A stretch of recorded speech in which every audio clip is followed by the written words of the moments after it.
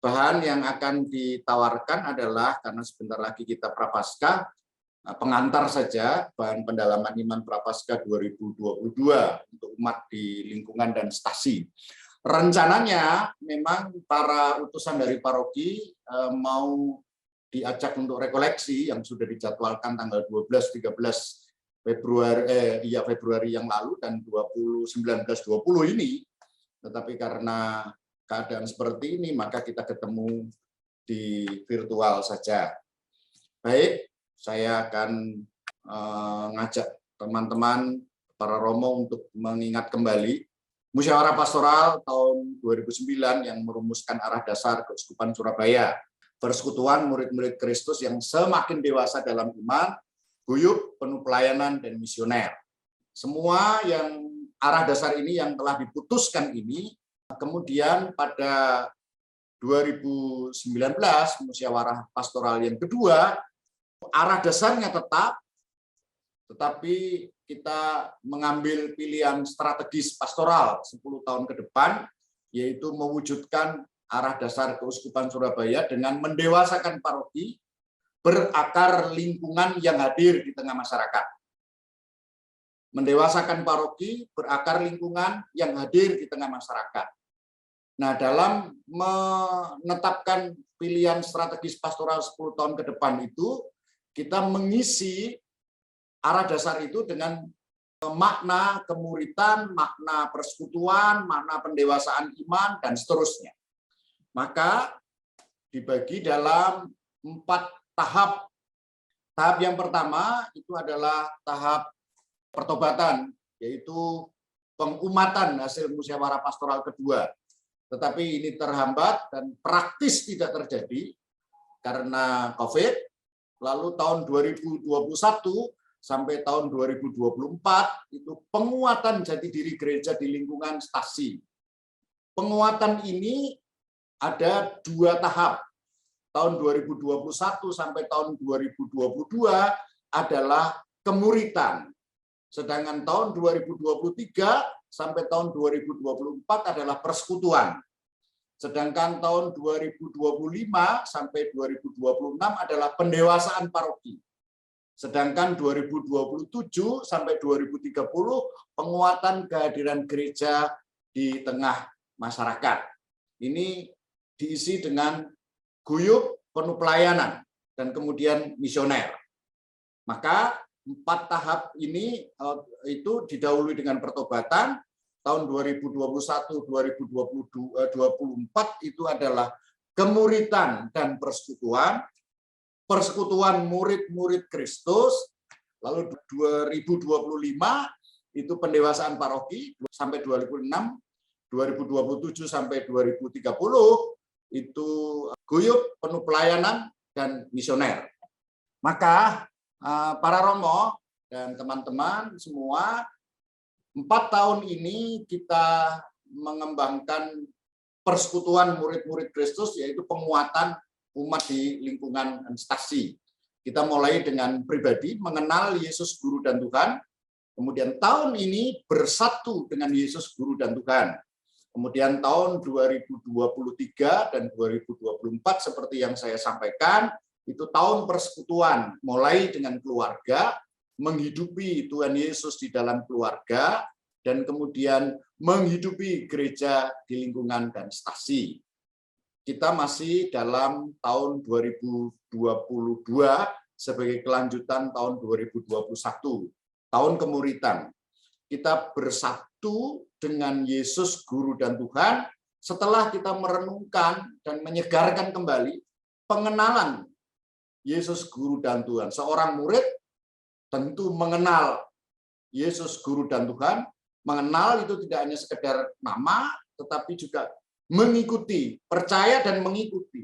Dan kemudian 2022 bersatu dengan Yesus Guru dan Tuhan. Menurut kerangka umum fokus pastoral yang ditetapkan dalam musyawarah pastoral kedua, konteks tantangannya dalam 2 tahun ini adalah 2 hal, yaitu pengetahuan iman umat yang perlu diperdalam dan disegarkan agar penghayatannya tentang sakramen itu menjadi lebih dalam. Maka bersatu dengan Yesus Guru dan Tuhan lebih ditekankan dalam persatuan sakramental, terutama dalam sakramen inisiasi, baptis, krisma, dan ekaristi, dan sakramen penyembuhan, pengakuan dosa, dan minyak suci, pengurapan orang sakit. Namun, Bapak Ibu, para Romo, karena demikian banyak kalau kita mempelajari baptis, krisma, ekaristi, penyembuhan, dan pengakuan dosa dan pengurapan minyak suci, tahun 2022 bersatu dengan Yesus Guru dan Tuhan, difokuskan lagi kepada sakramen ekaristi. Mengapa? Di situ persatuan dengan Yesus Guru dan Tuhan yang paling sering dialami dan dirayakan oleh gereja sebagai persekutuan murid Yesus. Ekaristi sumber dan puncak hidup gereja. Jadi kita berjalan dari bawah, kemudian naik. Kalau hari-hari perjuangan kita mulai dari katakanlah Senin, begitu kita berjalan, kita naik sampai ke puncak, kita memperoleh sumber di dalam Ekaristi itu. Kemudian kita turun lagi berjuang. Terus demikian, berulang sampai akhir zaman. Yang ketiga, Ekaristi itu menghidupi dan menghidupkan persekutuan murid Kristus. Ketika kita merayakan Ekaristi, kita disegarkan, dihidupi, dan kita menghidupkan sebagai daya ilahi yang menghidupi dan menghidupkan kita sebagai persekutuan murid Kristus. Maka ketika kita Ekaristi kita dalam masa pandemi ini mengendor, karena hanya bisa mengikuti melalui virtual, dengan sendirinya persekutuan kita juga mengendor. Selanjutnya, meneguhkan iman umat, karena Ekaristi ini meneguhkan iman umat akan persatuannya dengan Yesus dan Guru dan Tuhan. Ini aspek personal, serta kesatuannya di antara para murid Yesus yang pusatnya adalah Yesus. Maka ketika saya merayakan Ekaristi, saya dan para saudara tidak hanya bersatu dengan Kristus, tetapi juga bersatu dengan seluruh komunitas para murid Tuhan Yesus, aspek komuniternya. Ini lalu rangkaiannya demikian, selama setahun. Masa Advent yang lalu kita sudah mempersiapkan kedatangan Tuhan dengan lingkungan wujud persekutuan sakramental yang menantikan kedatangan Tuhan. Sakramental itu adalah menampakkan sesuatu yang tidak kelihatan, mewujudkan sesuatu yang tidak kelihatan. Kalau teman-teman sedih, tidak bisa ditunjukkan. Sedih itu bagaimana? Tetapi ketika teman-teman nangis, itu sedih. Maka sakramental itu adalah mengungkapkan apa yang tidak nampak, menampakkan apa yang nampak. Maka ketika masa Advent kita diajak untuk merenungkan kembali bahwa persekutuan murid-murid yang nampak di lingkungan stasi itu adalah mengungkapkan, merupakan wujud persekutuan dengan Tuhan Yesus. Persekutuan yang menantikan kedatangan Tuhan Yesus.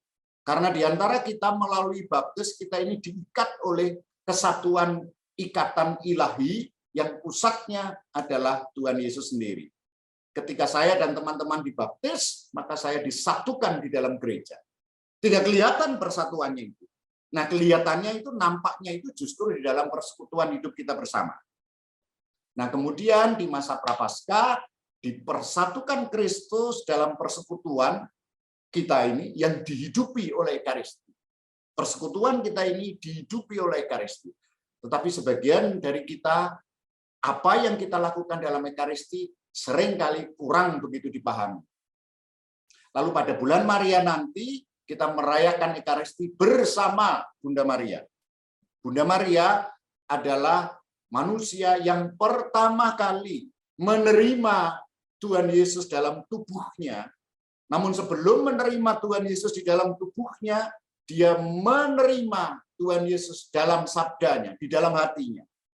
Ketika mendengarkan warta dari malaikat Gabriel, dia menerima Tuhan Yesus di dalam hatinya sebelum dia menerima Tuhan Yesus di dalam tubuhnya. Maka Ibu Maria adalah manusia Ekaristi pertama kali. Oleh karena itu, pada bulan Mei kita khususkan merayakan Ekaristi bersama Bunda Maria. Sedangkan pada bulan Juli Agustus nanti akan diberikan tambahan pendalaman iman, Ekaristi menghidupi dan menghidupkan gereja. Bagaimana Ekaristi ini sebenarnya adalah ibadat surgawi yang dilakukan di bumi. Ekaristi adalah pusat dari semua sakramen. Di dalam Ekaristi terwujud 5 aspek hidup menggereja. Itu yang akan kita dalami di dalam bulan Juli atau nanti Agustus. Pilihannya semoga bisa Juli. Jadi misalnya Prapaskah selesai, kemudian Mei kita berhenti, Mei ada lagi, bulan Maria, kemudian berhenti, Juni, Juli ada lagi, kemudian berhenti Agustus, baru September ada lagi. Bulan Kitab Suci Nasional. Yaitu karena tahun lalu adalah tahun Markus, mengenal Yesus Guru dan Tuhan bersama Petrus dalam Injil Markus. Bulan Kitab Suci pun kita juga Injil Markus. Maka sekarang setelah tahun B, tahun 2022 adalah tahun C, tahunnya Lukas. Maka tahun 2023 nanti adalah tahun A, tahunnya Matius. Maka selama 4 tahun kita menggumuli Kitab Suci, menggumuli Injil terutama. Sedangkan bulan Rosario nanti kita bersatu dengan Yesus Guru dan Tuhan dalam peristiwa sedih. Tahun lalu peristiwa gembira. Tahun ini peristiwa sedih. Tahun depan peristiwa mulia. Tahun depannya lagi peristiwa terang. Ini yang kita coba gumuli bersama-sama selama 1 tahun ini. Demikian rangkaian kita selama 1 tahun, Bapak Ibu. Mengapa Ekaristi? Tadi sudah sedikit saya singgung. Perlu menyegarkan dan menguatkan kembali pengetahuan iman umat akan Ekaristi, sehingga dapat merayakan Ekaristi dengan lebih sadar dan aktif, serta dapat memetik buah-buah Ekaristi yang diwujudkan dalam hidup sehari-hari. Lebih sadar itu bukan berarti Bapak Ibu dibius atau mabuk, enggak. Lebih sadar itu kadang-kadang kita melakukannya berlutut aja, berdiri aja. Nyapo berlutut, nyapo berdiri. Yo saya ngarep berlutut kok ya melok berlutut gitu aja, nggak tahu sebetulnya apa sih karpe apa gitu. Sehingga kita menemukan maknanya itu bisa aktif dan kemudian memetik buah Ekaristi yang kita bawa dalam hidup sehari-hari. Itu yang pertama. Yang kedua, dalam masa pandemi sebagian besar umat hanya mengikuti Ekaristi secara virtual. Situasi ini semakin memperlemah pemahaman dan penghayatan iman akan Ekaristi suci. Jadi di dalam masa pandemi ini ada istilah baru yang tanpa sadar, Ekaristi online. Bayangkan Bapak Ibu minum obat online. Iso gak kira-kira? Ya gak iso minum obat online. Minum obat ya minum obat sungguh-sungguh.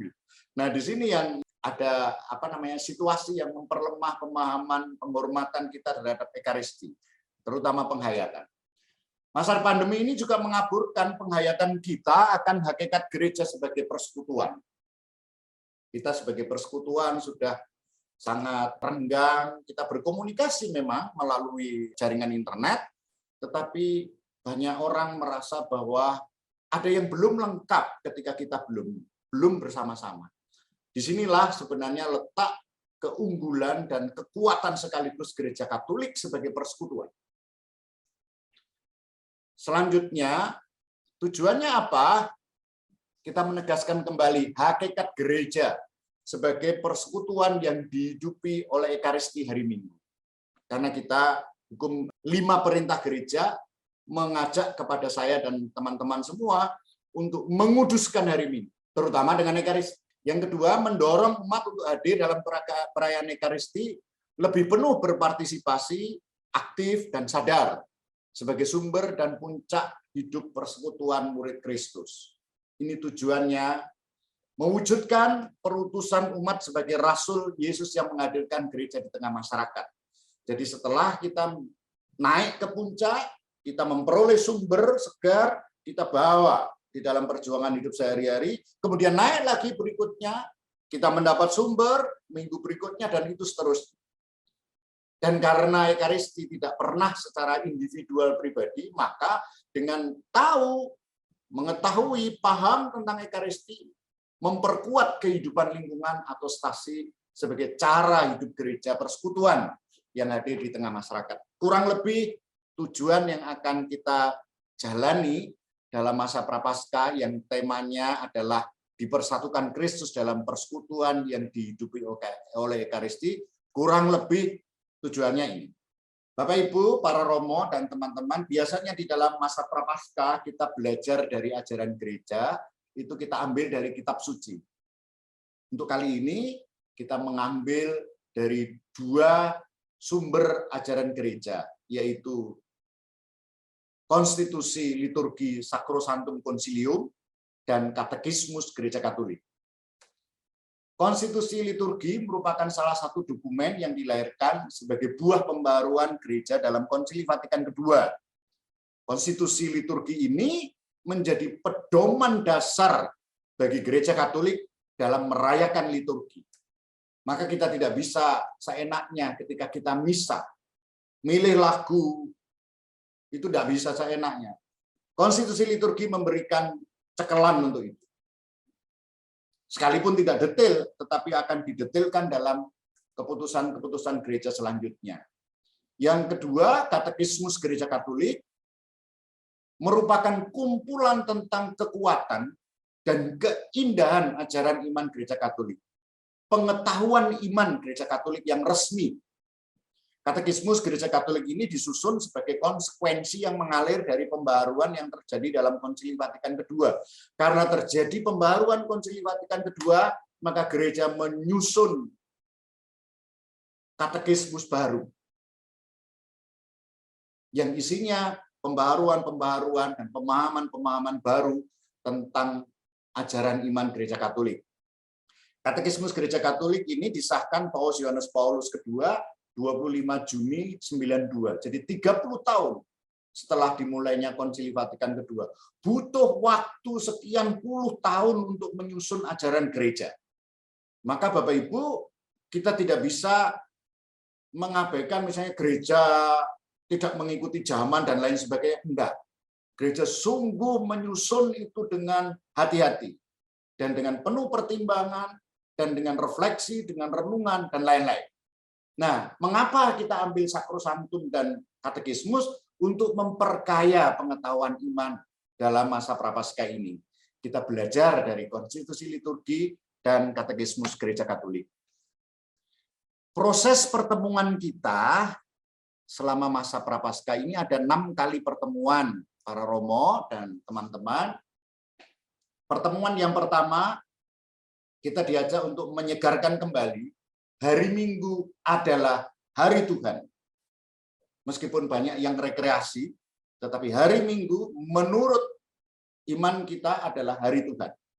Yang kedua, pertemuan yang kedua, kita mulai masuk di dalam bagian-bagian perayaan Ekaristi. Bersatu dalam Tuhan, itu di ritus pembuka. Kemudian pertemuan ketiga, kita masuk di dalam liturgi sabda. Bersabdalah Tuhan, hambamu mendengarkan. Kita diajak untuk bersikap sebagai seorang hamba ketika mendengarkan sabda Tuhan. Pertemuan keempat, pertemuan kelima, pertemuan keenam, sebetulnya ini semua kesatuannya adalah liturgi Ekaristi.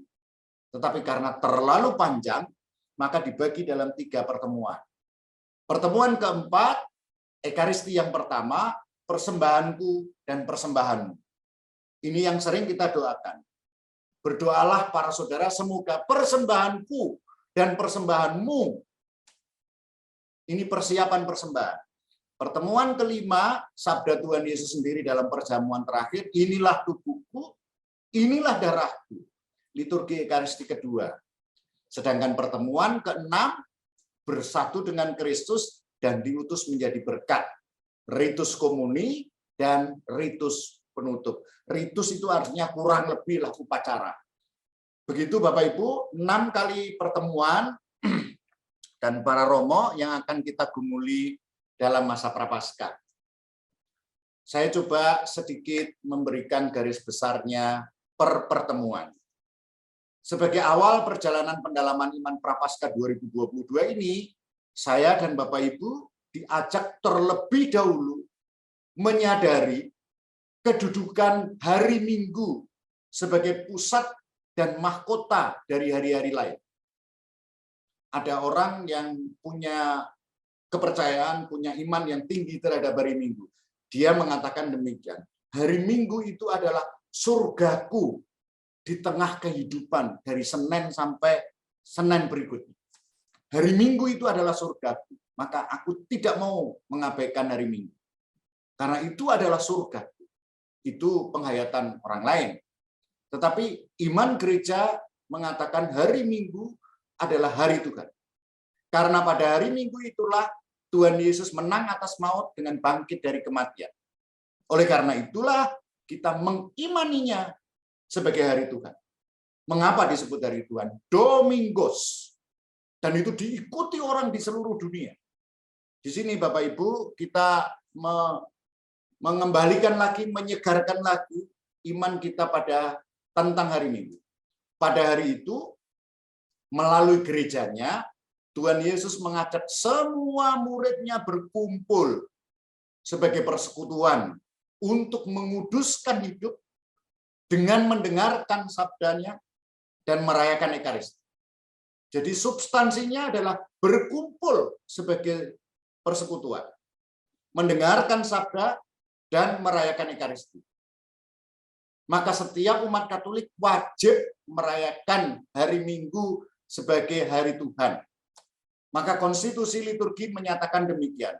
Pada hari itu, umat beriman wajib berkumpul untuk mendengarkan sabda Allah dan ikut serta dalam perayaan Ekaristi. Tidak semua memang bisa merayakan Ekaristi pada hari Minggu. Banyak stasi yang tidak bisa merayakan hari Minggu, tetapi mereka mendengarkan sabda Allah. Maka mereka beribadat sabda. Itu sama berkumpul merayakan kebangkitan Tuhan, menguduskan hidup. Jika misalnya para saudara jauh dari jaraknya antara gereja stasi atau gereja paroki, berkumpul bersama dalam satu keluarga. Membaca kitab suci, mendengarkan, berdoa cukup. Ini mewujudkan persekutuan karena tidak semua bisa merayakan Ekaristi, apalagi di situasi seperti ini.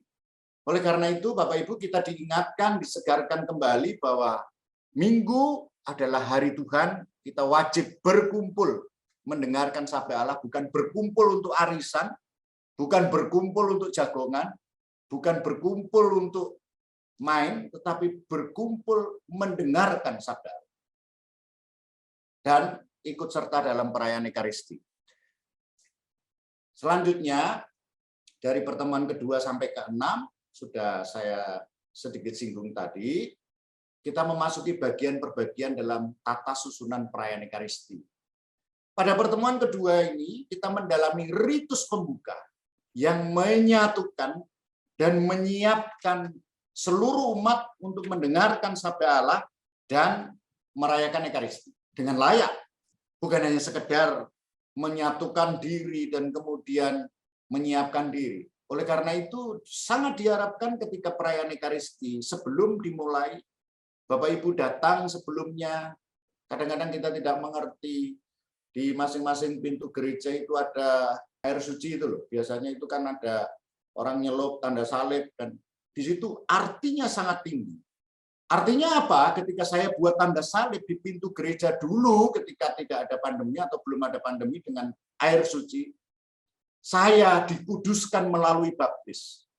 Saya diselamatkan melalui salib Kristus. Saya dipersatukan dalam Tritunggal yang Maha Kudus.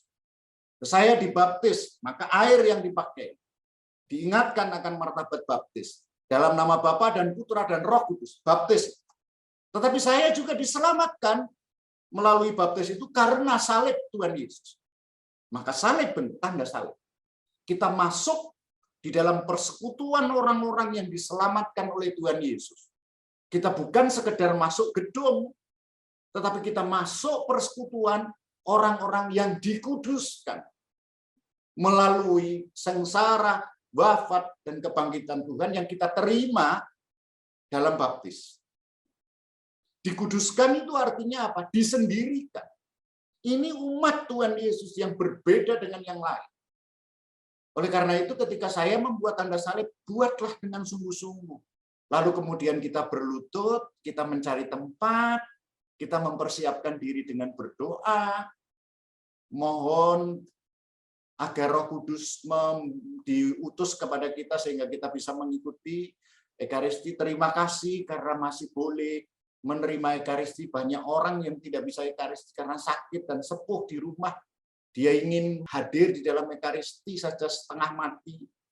Ketika saya membagi komuni kepada mereka yang sakit di rumah, piai-piai sepuh itu, seringkali saya menemui mereka menangis minta didoakan, Romo doakan ya saya supaya bukan sembuh, supaya saya bisa ikut misa lagi.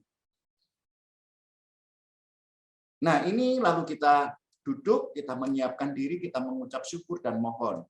Oleh karena itu, keikutsertaan kita mulai dari ritus pembuka ini menentukan kelayakan kita mendengarkan sabda Allah dan merayakan Ekaristi. Menyiapkan diri agar kita layak, maka kita juga diajak untuk menguduskan itu. Oleh karena itu, Bapak, Ibu, dan para saudara, konstitusi liturgi menegaskan umat beriman perlu datang menghadiri liturgi suci dengan sikap-sikap batin yang serasi.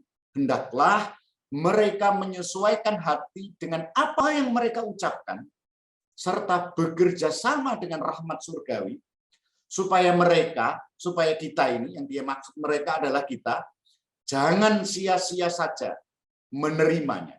Bekerja sama dengan rahmat surgawi artinya, karena iman kita sungguh menyiapkan diri, dan kita ikut serta sepenuh hati dalam bernyanyi, menjawab doa, dan tata gerak yang kita lakukan. Berdiri misalnya, berlutut misalnya, duduk misalnya. Ritus pembuka ini dibuka dengan perarakan imam dan petugas liturgi menuju altar dan ditutup dengan doa kolekta atau doa pembuka. Imam berarak masuk dengan petugas liturgi, kemudian imam berlutut di depan altar, di depan panti imam, menghormati, kemudian mencium altar sebagai tanda hormat yang dalam, mewakili umat, karena altar itu adalah tempat kehadiran Tuhan Yesus dan Tuhan Yesus sendiri, yang sekaligus altar, korban, dan imam, yang akan hadir di dalam Ekaristi. Dan kemudian menuju mimbar, dan kemudian membuka dalam nama Bapa dan Putra dan Roh Kudus. Para saudara menjawab amin. Tuhan bersamamu. Ya, saat itu Tuhan bersama para saudara. 2-3 orang berkumpul dalam namaku, aku hadir di tengah-tengah mereka. Maka sungguh itu kehadiran Tuhan, itu bukan basa-basi Ekaristi. Itu salam yang sungguh menyatakan iman, Tuhan bersamamu. Sekarang ini. Para saudara menjawab, dan bersama rohmu. Ya, juga bersama rohmu, Romo. Tuhan hadir, Romo, bersamamu dalam rohnya. Maka kita menjawab itu. Jadi kita ini mewujudkan sungguh persekutuan yang disatukan oleh Tuhan sendiri. Maka kita diajak untuk menyelaraskan sikap batin dengan kata-kata, menyesuaikan. Tuhan bersamamu, dan bersama rohmu. Itu maksudnya. Amin, ya kita jawab amin. Maka setelah itu kemudian Romo memberikan pengantar, misteri iman hari itu. Sementara Romo berarak, para saudara menyanyikan lagu pembuka. Saudara, mari semua. Itu diungkapkan dengan sungguh-sungguh. Ini pertemuan yang kedua. Ritus pembuka. Kata kuncinya adalah kehadiran Tuhan yang menyatukan kita semua. Bersatu dalam Tuhan. Tuhan bersama. Nah, kita juga diajak untuk setelah itu untuk menyesali segala dosa, menguduskan hidup. Maka kita hening sebentar, meneliti batin, dan kemudian menyatakan tobat. Saya berdosa dengan pikiran, perkataan, perbuatan, dan kelalaian. Pikiran ini seringkali kotor. negatif. Sekalipun sudah di dalam gereja, pikiran masih negatif. Perkataan jelas, seringkali lidah saya ini seringkali menyakiti orang lain, orang-orang di rumah terutama. Lidah saya seringkali mengecewakan, melukai. Jelas. Perbuatan sangat jelas. Kelalaian. Kelalaian itu apa? Apa yang bisa, kebaikan yang bisa saya lakukan dan mampu saya lakukan tetapi tidak saya lakukan. Itu kelalaian. Saya sebetulnya pagi ini bisa membantu istri saya untuk mencuci piring. Tapi saya tidak mau. Itu kelalaian. Kelalaian itu bukan lupa, tapi kebaikan yang bisa dan mampu saya lakukan sebenarnya, tetapi tidak saya lakukan. Itu kelalaian. Kita diajak untuk menyesali semuanya itu. Nah, ketika kita tidak selaras sikap batin dan kata-kata, maka kita ya hanya asal saja. Saya mengaku kepada Allah yang Maha Kuasa. Nah, gereja mengajak kita semua, ayo kita segarkan lagi. Kira-kira demikian, kemudian ditutup dengan doa kolekta. Kita diajak hening sejenak, marilah berdoa, dan disitulah permohonan-permohonan Bapak Ibu secara pribadi bisa disampaikan. Pertemuan yang ketiga, setelah kita melewati ritus pembuka, kita masuk ke liturgi sabda. Bersabdalah Tuhan, hamba-Mu mendengarkan. Para Romo dan teman-teman semua, setelah kita disatukan dan disiapkan agar layak mendengarkan sabda Allah, maka pada pertemuan ketiga kita memasuki liturgi sabda. Dalam liturgi sabda terjadi dialog antara Allah yang bersabda dan kita umatnya yang memberikan tanggapan atas sabda Allah. Allah sendiri bersabda ketika dibacakan kutipan kitab suci dari mimbar sabda. Oleh karena itu, dalam liturgi sabda yang menjadi pusat perhatian adalah meja sabda atau ambo, di mana lektor biasanya membacakan sabda, menyampaikan sabda. Jadi bukan di dalam teks misa, bukan melalui handphone, tetapi mendengarkan sabda Allah.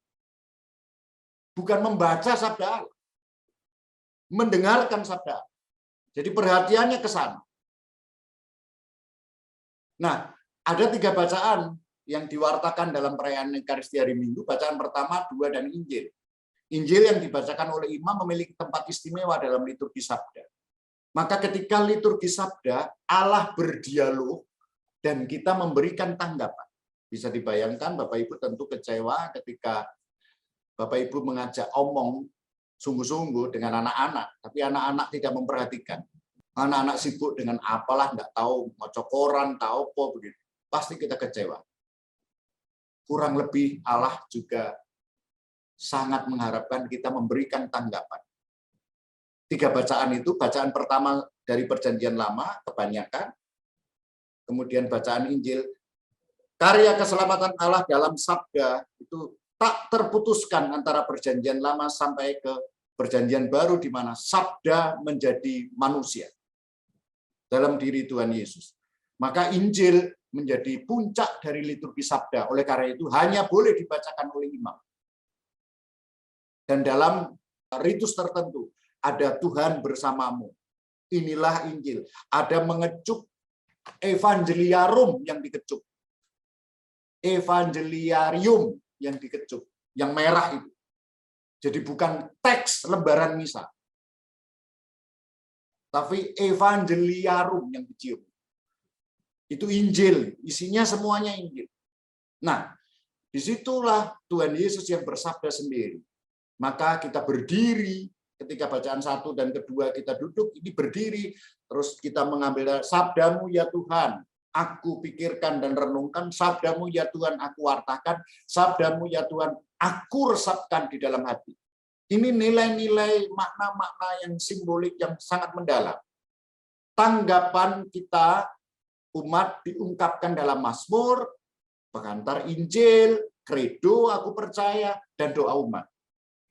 Tentang sabda Allah ini, konstitusi liturgi menyatakan dalam perayaan liturgi, kitab suci sangat penting. Sebab dari kitab sucilah dikutip bacaan-bacaan yang dibacakan dan dijelaskan dalam homili, serta mazmur-mazmur yang dinyanyikan.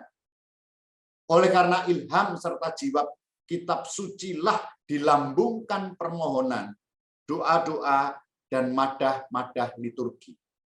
Maka Bapak Ibu, justru dari kitab suci itulah kemudian kita menanggapinya.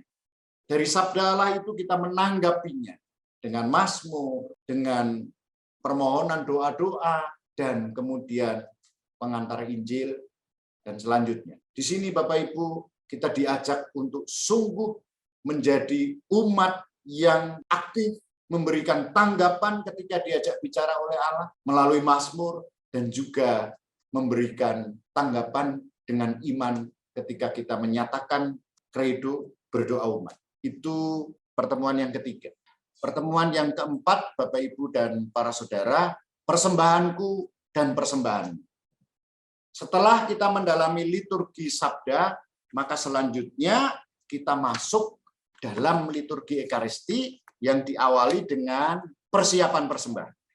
Dalam persiapan persembahan, imam mempersiapkan roti dan anggur sebagai persembahan utama dalam Ekaristi yang akan diubah oleh Tuhan Yesus menjadi tubuh dan darahnya sebagai korban bagi keselamatan saya dan Bapak Ibu. Selamatan semua manusia.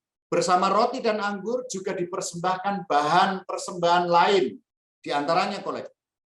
Doa-doa yang didoakan imam menyertai persiapan persembahan memiliki arti iman yang mendalam. Maka Bapak Ibu, ketika romo, roti, dan anggur sudah ada di altar, romo mengunjukkan hosti atau roti itu dengan mengatakan demikian. Terpujilah Engkau Tuhan Allah semesta alam, sebab dari kemurahan-Mu kami menerima roti yang kami persembahkan kepadamu, hasil bumi dan usaha manusia, yang bagi kami akan menjadi roti kehidupan. Kalimatnya sederhana, tapi sangat dalam. Terpujilah Engkau Tuhan Allah semesta alam, sebab dari kemurahan-Mu kami menerima roti yang kami persembahkan ini kepadamu. Ini adalah hasil bumi dan usaha manusia. Dua arah. Hasil bumi adalah rahmat Allah, usaha manusia. Karena rahmat Allah itu manusia bisa berusaha. Dua pertemuan antara manusia dan Allah yang kita persembahkan. Sangat dalam. Yang bagi kami akan menjadi roti kehidupan. Bukan hanya roti makanan biologis. Roti kehidupan. Tubuh Tuhan sendiri. Demikian juga dengan anggurnya. Bapak, Ibu, dan para saudara.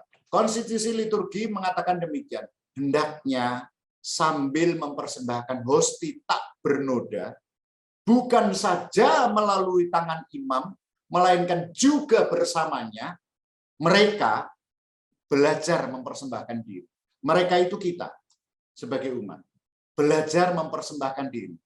Jelas dan tegas kita diajak untuk belajar mempersembahkan diri dalam persembahan roti dan anggur sebagai persembahan utama dalam Ekaristi.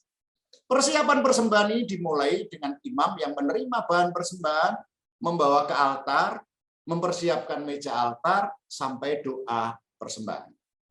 Bapak, Ibu, para romo, ketika romo mempersembahkan, mengunjukkan roti itu, kita juga diajak belajar mempersembahkan itu. Maka ketika kita memberikan kolekte, saya sering bertanya kepada umat, apa sih maksudmu kamu memberi kolekte itu? Ya persembahan, Romo. Apa bedanya persembahan dengan pemberian? Ya beda, Romo. Persembahan itu untuk misa, ada yang menjawab begitu. Persembahan itu untuk yang maha tinggi. Berarti lebih tinggi dong levelnya persembahan dengan pemberian. Ya, Romo. Tapi opo kayak nek kolekte mbok uwel-uwel. Duitnya mbok remet-remet mbok lebok nih. Apakah itu sikap hormat? Jika Bapak Ibu diberi seseorang uang katakan dengan diremet-remet nih, supaya gak ketok ngono ta maksudnya. Ya sudahlah, kalau saya bisa memberi sedikit ya memang saya punyanya sedikit. Kalau saya bisa memberi banyak ya saya memang pengen memberi banyak. Saya memang diberi rahmat ya sudah. Kenapa mesti malu kalau sedikit, dan kenapa kalau banyak juga remet-remet? Gak perlulah sebetulnya. Jadi kalau itu persembahan, berarti hormat. Nah, hormat, opo mbok remet. Di sini Bapak Ibu ada beberapa hal yang kecil-kecil, sederhana, tapi itu mengungkapkan sikap kita. Maka di akhir kemudian Romo mengatakan demikian. Sebelum sampai pada doa persembahan, doa atas persembahan, Romo mengatakan demikian. Mengajak berdoa demikian. Berdoalah saudara-saudari supaya persembahanku dan persembahanmu berkenan pada Allah Bapa yang Maha Kuasa. Persembahanku dan persembahanmu. Apa persembahanmu? Persembahanku itu menunjuk pada diri imam, persembahanmu menunjuk pada diri para saudara. Pertanyaannya, apa yang para saudara persembahkan? Satu persembahan, diri sendiri. Maka ketika para saudara memasukkan kolekte, kolekte itu bukan iuran, kolekte itu bukan pajak, kolekte itu bukan donasi, tapi kolekte itu adalah saya nunut persembahan Tuhan Yesus. Saya ikut persembahan Tuhan Yesus. Saya nderek persembahan agung Tuhan Yesus. Di sini letak keunggulan dari apa yang terjadi di dalam Ekaristi. Maka kita diajak untuk pelan-pelan menyadari betul, sehingga ketika melakukan ini kita pun juga memiliki nilai iman yang kita persembahkan. Kemudian kita menjawab, semoga persembahan ini diterima demi kemuliaan Tuhan dan keselamatan kita serta seluruh umat Allah yang kudus. 3 hal.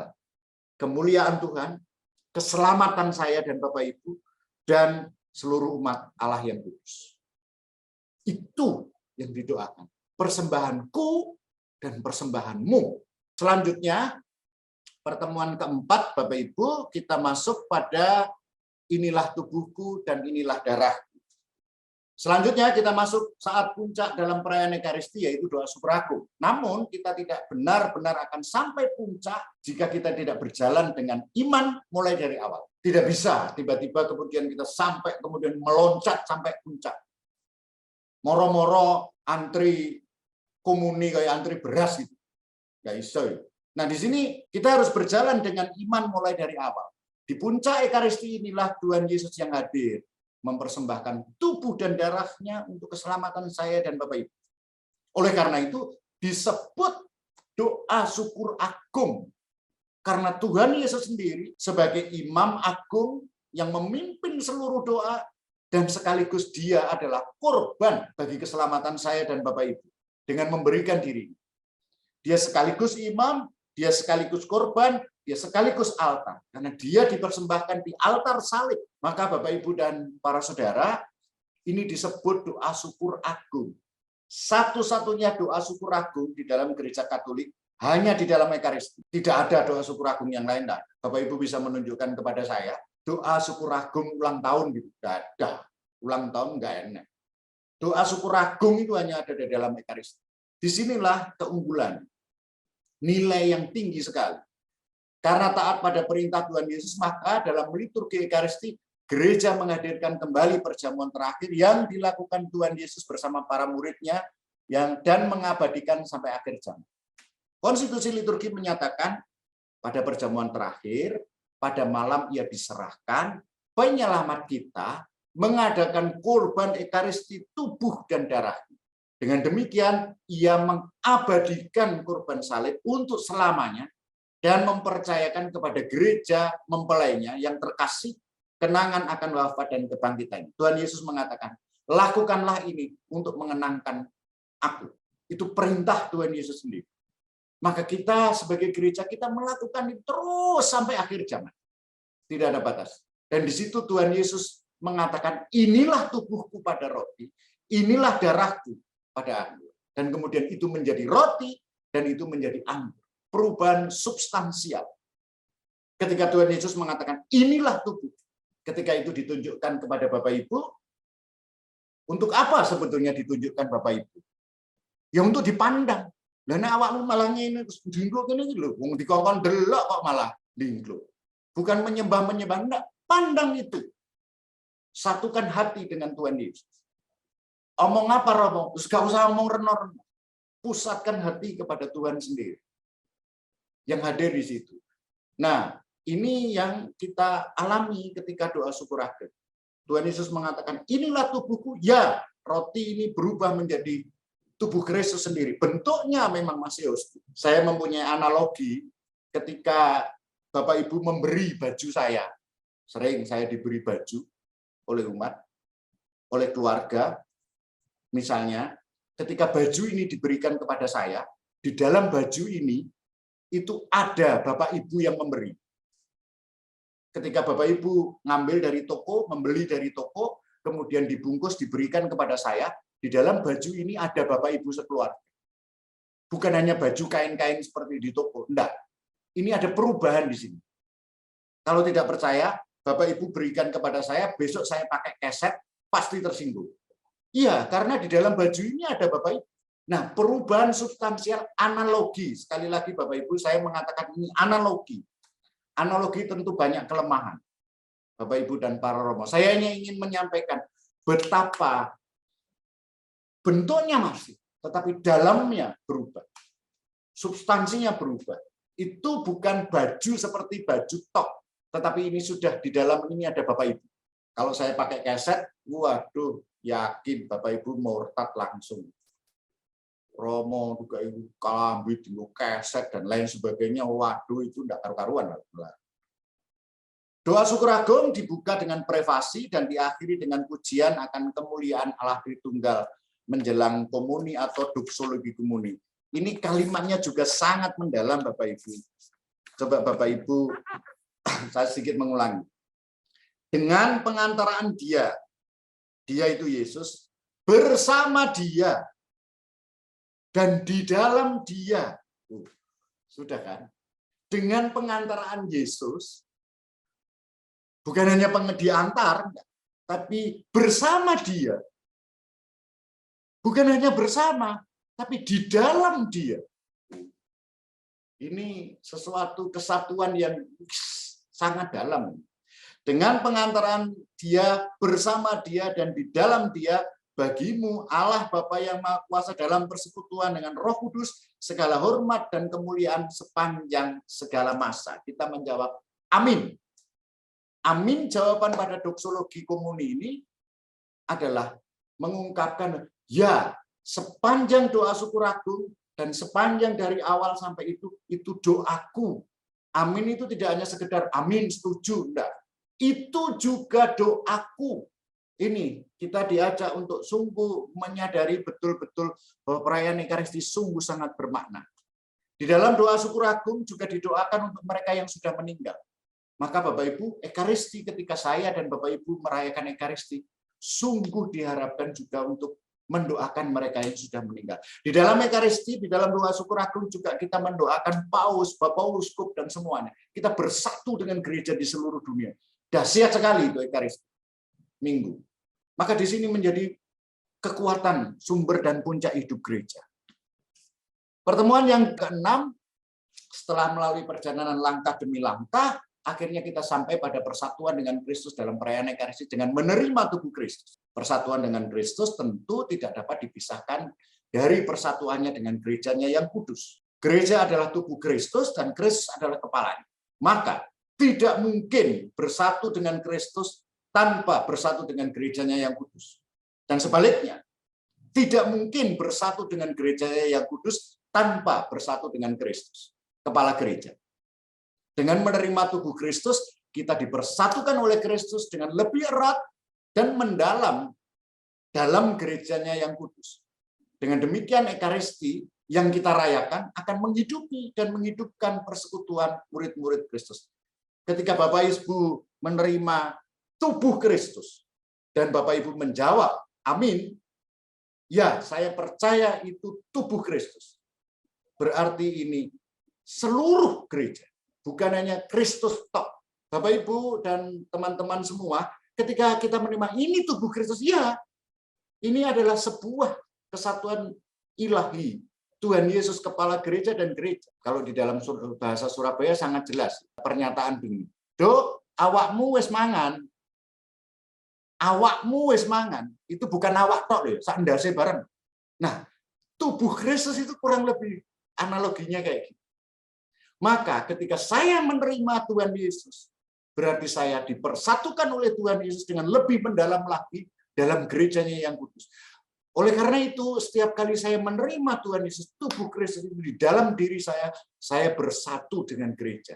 Dan dengan demikian, maunya saya terus memperbaharui dan ikut dalam dinamika kehidupan gereja. Katekismus Gereja Katolik menyatakan, siapa yang menerima Ekaristi disatukan lebih erat dengan Kristus. Oleh karenanya, Kristus menyatukan diri dengan semua umat beriman yang lain menjadi satu tubuh, gereja. Siapa yang menerima Ekaristi disatukan lebih erat dengan Kristus. Olehnya, oleh komuni itu, Kristus menyatukan dia dengan semua umat beriman lain yang menjadi satu tubuh, yaitu gereja. Komuni membaharui, memperkuat, dan memperdalam penggabungan ke dalam gereja yang telah dimulai dengan pembaptisan. Ketika saya dan Bapak Ibu dibaptis, saya disatukan dengan gereja. Ketika saya menerima tubuh Kristus, maka saya dipersatukan lebih kuat, lebih dalam dengan gereja atau di dalam gereja. Persatuan kita dengan Kristus dan gerejanya yang kudus tentu membuahkan kesediaan kita untuk diutus menjadi saksi dalam hidup sehari-hari. Oleh karena itu, perayaan Ekaristi diakhiri dengan doa penutup dan berkat perutusan. Dengan demikian, Ekaristi yang kita rayakan, kita teruskan dengan kesediaan untuk menjadi Ekaristi, menjadi roti yang dipecah dan dibagikan untuk banyak orang. Ekaristi sebagai sebuah perayaan selesai dengan berkat penutup. Tetapi Ekaristi harus diteruskan di dalam hidup, yaitu menjadi roti yang dipecah dan dibagi. Saya dan Bapak Ibu merayakan Ekaristi. Setelah selesai, Bapak Ibu diutus menjadi Ekaristi, menjadi roti yang dipecah dan dibagikan untuk banyak orang. Maka menjadi agak seringkali sedih, geleme seringe misa, tapi tidak mau menjadi bagian hidup di dalam hidup gereja, paroki, lingkungan kita. Maka di sini kita pelan-pelan mencoba ke sana.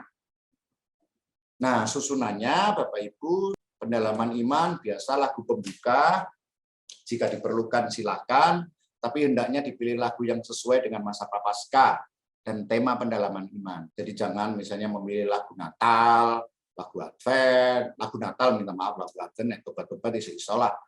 Gitu. Kemudian tanda salib sama tanda salib dalam nama Bapa dan Putra dan Roh Kudus. Semoga rahmat Tuhan kita Yesus Kristus, cinta kasih Allah dan persekutuan Roh Kudus beserta kita, itu sudah jelas. Lalu pengantar. Di dalam buku nanti sudah disediakan pengantar. Bapak Ibu cukup membaca dengan jelas. Bapak Ibu jangan pernah merasa menjadi orang yang moco. Rumasane moco itu lebih rendah timbangane sing gak moco. Aku lo moco terus humili. Artinya apa? Ketika Bapak Ibu membaca dengan sungguh-sungguh, umat akan mengerti. Baca saja yang ada di situ. Jangan geladur kemana-mana yang sebetulnya nggak jelas. Baca saja yang ada di situ. Doa pembuka dapat didoakan bersama, ada teksnya, kemudian minta maaf ini salah. Lalu membaca dokumen gereja, belajar dari dokumen gereja. Ada dokumen yang disediakan tadi dari konstitusi liturgi, kemudian yang terakhir dari katekismus, itu dibaca saja, dan peserta hendaknya diberi kesempatan untuk membaca secara pribadi setelah pemandu membacakannya. Diajak untuk menemukan yang menarik dan berkesan. Nanti di situ akan ada petunjuknya. Kemudian peserta diajak sharing, yang di-sharingkan hendaknya sesuai dengan pertanyaan yang ada dalam teks. Ketika peserta misalnya sharing gladur tidak sesuai dengan pertanyaan teks, diulangi saja, jangan dipotong. Ayo Bapak Ibu kita menjawab pertanyaan. Disediakan 2 pertanyaan sederhana, supaya tidak kemana-mana. Lalu penegasan. Penegasan itu adalah isinya penjabaran dari dokumen. Karena penegasan cukup panjang, maka dapat dibagi beberapa orang. Bisa dibagi 2, 3 orang, karena panjang. Namun sebaiknya dihindari penunjukan yang mendadak, sehingga belum sempat menyiapkan. Tiba-tiba saja ditunjuk. Kebetulan lama tidak muncul, lalu ketika muncul, ya sesuai ya. Nah, itu yang ngono-ngono itu ya ojo lah. Jangan seperti itu, disiapkan supaya bisa membacakannya dengan baik, dirasakan kata dan kalimatnya. Kemudian pemeriksaan batin, hendaknya pertanyaan-pertanyaan dalam pemeriksaan batin akan disediakan pertanyaan-pertanyaan, disampaikan dengan jelas dan memberi waktu kepada peserta untuk merenung. Ada pertanyaan, apakah saudara, apakah kita begini, mandek dulu, baru dilanjutkan. Apakah kita hormat, semacam itu. Lalu doa umat dapat didoakan wujud-wujud yang dititipkan umat. Misalnya sebelum pendalaman iman atau hari sebelumnya, siapa yang mau nitip doa wujud, itu bisa dikumpulkan dan bisa didoakan secara spontan. Lalu Bapak kami, doa penutup, berkat penutup lagu sudah jelas. Beberapa catatan, Bapak Ibu, bahan pendalaman iman masa Prapaskah ini terdiri dari 6 kali pertemuan, sedangkan Minggu Prapaskah ada 5. Tahun lalu juga 6 kali. Maka untuk pelaksanaan 6 kali pertemuan diserahkan kebijakan masing-masing paroki. Ada paroki yang melaksanakan sebelum Minggu Prapaskah pertama, dari Rabu Abu sampai Minggu Prapaskah pertama. Ada paroki yang melakukan ketika Minggu Suci, ada yang begitu juga. Ada yang melakukan seminggu 2 kali, ada 1 minggu yang 2 kali. Itu terserah. Atau terserah masing-masing lingkungan, terserah. Tapi 6 kali. Agar dapat menyampaikan bahan pendalaman iman Prapaskah ini dengan lebih baik, maka para pemandu hendaknya mempersiapkan membaca terlebih dahulu, ajar memahaminya dengan baik. Untuk menumbuhkan partisipasi umat, maka dapat dilakukan pembagian tugas antara yang memimpin dan yang menyampaikan penegasan. Dan karena penegasan yang cukup panjang seperti tadi, bisa dibagi. Doa umat tadi sudah dijelaskan, wujud-wujud dari umat bisa didoakan. Oh, ningkono 5. Dihindari penunjukan petugas dengan tiba-tiba tanpa persiapan. Lalu waktu pemeriksaan batin sudah. Ini yang ke-8 penting Bapak Ibu. Dalam pendalaman iman Prapaskah 2022 ini digunakan 2 istilah, yaitu merayakan dan mengikuti Ekaristi. Merayakan Ekaristi menunjuk pada kehadiran langsung dan terlibat dalam perayaan Ekaristi. Sedangkan mengikuti Ekaristi menunjuk pada kehadiran yang oleh konstitusi liturgi tadi disebut sebagai orang luar atau penonton. Termasuk di dalamnya adalah mengikuti Ekaristi virtual.